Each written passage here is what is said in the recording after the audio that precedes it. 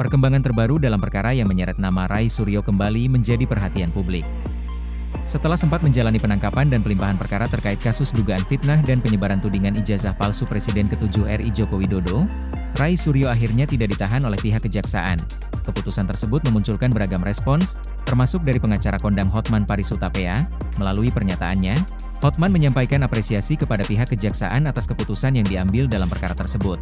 Hotman menilai keputusan untuk tidak melakukan penahanan menunjukkan bahwa aparat penegak hukum tetap mempertimbangkan berbagai aspek yang relevan dalam menangani suatu perkara.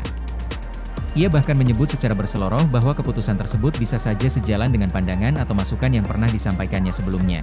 Perkembangan ini terjadi setelah berkas perkara Rai Suryo dan Dr. Tifa dinyatakan lengkap atau P21 oleh Kejaksaan. Kepala Kejari Jaksel, Marcelo Belah, mengatakan bahwa pihak keluarga menjadi penjamin tersangka agar tidak ditahan oleh pihaknya.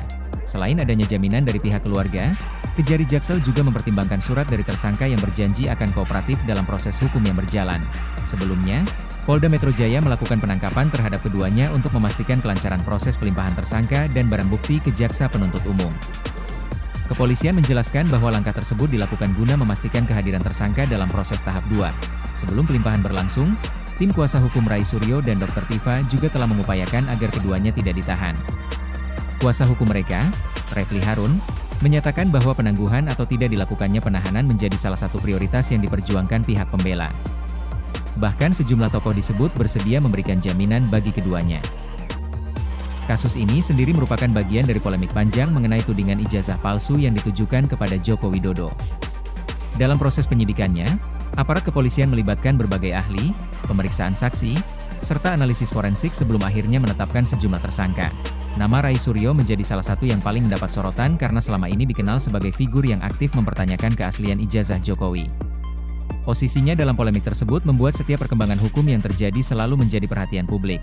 Di sisi lain, kubu Jokowi sejak awal tetap konsisten menyatakan bahwa ijazah yang dimiliki mantan presiden tersebut adalah asli dan telah melalui berbagai proses verifikasi oleh lembaga yang berwenang. Perselisihan pandangan inilah yang kemudian berkembang menjadi sengketa hukum yang kini memasuki tahap penuntutan. Keputusan tidak melakukan penahanan terhadap Rai Suryo diperkirakan akan memengaruhi strategi hukum kedua belah pihak. Tim kuasa hukum Rai Suryo menilai langkah tersebut memberi ruang bagi klien mereka untuk lebih leluasa mempersiapkan pembelaan menghadapi persidangan yang akan datang. Para pengamat hukum menilai fokus utama perkara kini bergeser ke pengadilan. Di ruang sidang nanti, seluruh alat bukti, keterangan saksi, dan argumentasi hukum dari masing-masing pihak akan diuji secara terbuka di hadapan majelis hakim. Karena itu, keputusan tidak ditahannya Rai Suryo bukanlah akhir dari perkara, melainkan awal dari fase yang lebih menentukan.